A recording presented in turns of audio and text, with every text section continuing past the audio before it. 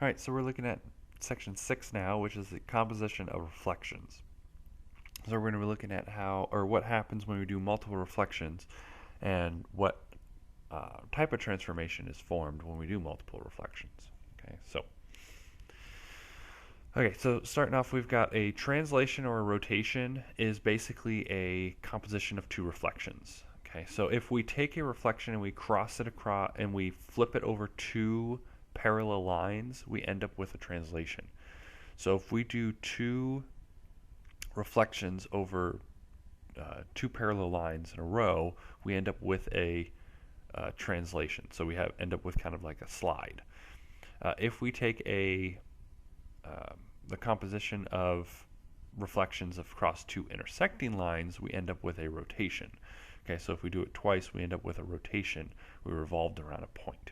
Okay, so let's look at examples of this.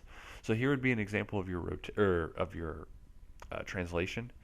So if we see here, we have our little rhombus or our diamond is being reflected over that parallel line, and then it's reflected over another parallel line. Okay, so all those points are being reflected twice. And with them being reflected twice, what ends up happening when we do it parallel, that's the same thing as if we just took that that object and we slid it across. So we could say that translations are basically just reflections. They're just reflections, and it's just a special type of reflection that ends up creating a translation, which is just that sliding across. Okay, and we can move these parallel lines closer together, farther apart.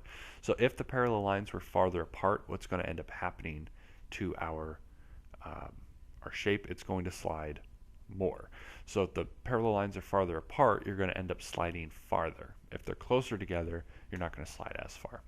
So if I only wanted it to slide, let's say this far, I only wanted it to slide about that far, I probably would have parallel lines that are fairly close, that might even go through it.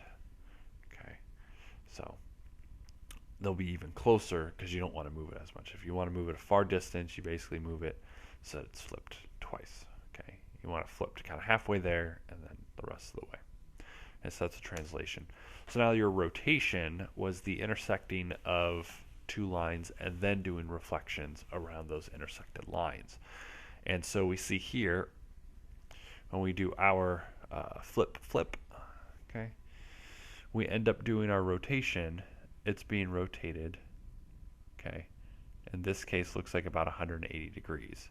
And so whatever you want as your rotation to be, so if you want it to be rotated all the way around, however far you want, this angle is going to help determine that. So if you had these cross at a smaller angle, let's say something like this, when you reflect it around those two, you end up with a smaller rotation. Okay, and you end up with a smaller rotation. It's reflected around. It's about twice as big. So if this angle was 30, you could get a rotation of about 60 doing it. If it was 100 degrees, you can get a rotation of about 200.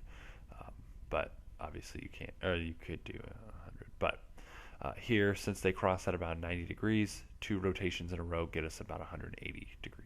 So if I only wanted it rotated 90 degrees, I'd probably only do a 45 degree intersect. Okay, and that's your rotation. So two intersecting lines that you reflect over create a rotation.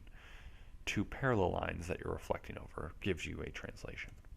Okay, and the last one is a glide reflection. So a glide reflection is where you have a translation and a reflection in the same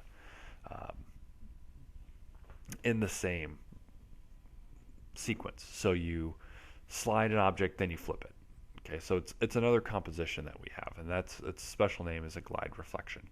So you slide and flip, or you could flip and then slide. You'll end up with the same thing. Either one would work, but if you flip then slide, that's called a glide reflection. Okay, that's called a glide reflection. Okay, so here's the homework for this section. Make sure you work on it. Make sure you have work on all these different transformations that we have.